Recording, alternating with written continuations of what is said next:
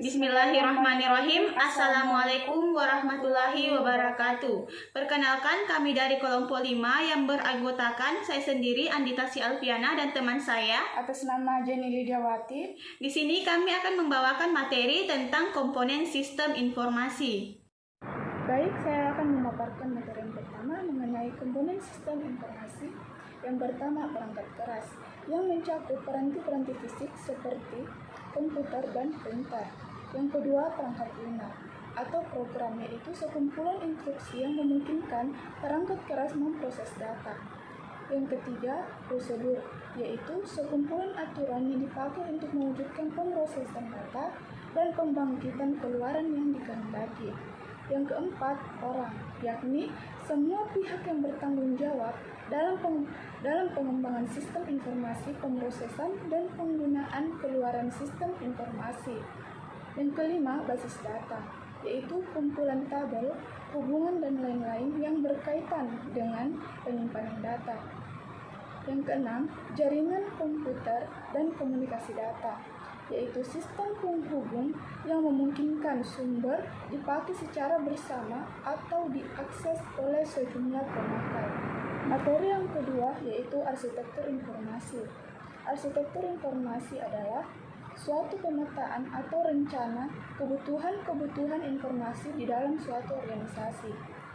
Arsitektur informasi yang terdiri dari arsitektur tersentralisasi, arsitektur desentralisasi, dan arsitektur klien atau server. Baik, saya akan menjelaskan yang pertama, arsitektur tersentralisasi, yaitu komputer yang berukuran relatif besar yang ditujukan untuk menangani data yang berukuran besar dengan ribuan terminal untuk mengakses data dengan tanggapan yang sangat besar atau cepat dan melibatkan jutaan transaksi. Yang kedua, arsitektur desentralisasi, yaitu konsep dari pemrosesan data tersebar atau terdistribusi. Yang terakhir, arsitektur klien atau server adalah sebenarnya sistem atau proses yang melakukan suatu permintaan data atau layanan ke server. Baiklah, saya akan melanjutkan materi yang ketiga, yaitu personil dalam pengembangan dan operasi sistem informasi. Yang pertama yaitu organisasi teknologi informasi. Untuk organisasi yang kecil, unit TI terkadang hanya berupa seorang yang mengurusi dari pemasukan data, pembuatan program, sampai ke pembangkitan laporan. Yang kedua yaitu tugas personil teknologi informasi. Yang pertama yaitu operator, bertugas untuk mengoperasikan komputer dan peralatan pendukung. Yang kedua, analisis sistem, bertugas sebagai antarmuka antara pemakai informasi dengan sistem informasi. Yang ketiga, program aplikasi, bertugas membuat suatu aplikasi atau program komputer yang dipakai dalam sistem informasi. Yang keempat, analisis program, bertugas sebagai pemrogram dan sekaligus analisis sistem. Yang kelima, pemrogram sistem bertugas membuat program yang berhubungan dengan operasi internal komputer dan periferal. Administrator basis data bertugas bertanggung jawab terhadap struktur data dalam basis data yang digunakan dalam organisasi. Selanjutnya yaitu teknisi komunikasi atau spesialis komunikasi data, bertanggung jawab terhadap masalah komunikasi data dan jaringan komputer. Selanjutnya yaitu teknisi keperawatan sistem, bertanggung jawab terhadap kelangsungan operasi perangkat keras.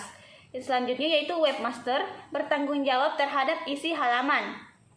Dan yang terakhir, auditor TI, bertanggung jawab memastikan bahwa sistem informasi yang berbasis komputer memenuhi asas-asas akuntansi dan audit sehingga keamanan data dalam sistem terjamin. Materi selanjutnya yaitu komputasi pemakai akhir atau biasa disebut dengan IUC. Tumbuh karena beberapa alasan. Yang pertama, departemen yang melayani permintaan pemakai terhadap kebutuhan informasi kurang responsif karena orang-orangnya terlalu sibuk menangani proyek-proyek yang harus diselesaikan. Yang kedua yaitu kecenderungan PC dan perangkat keras pendukung yang semakin murah dan dapat dihubungkan dengan mudah ke server basis data. Dan yang terakhir yaitu dukungan perangkat lunak yang kian mudah digunakan oleh pemakai akhir.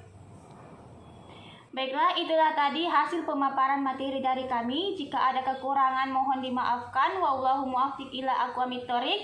Wassalamualaikum warahmatullahi wabarakatuh.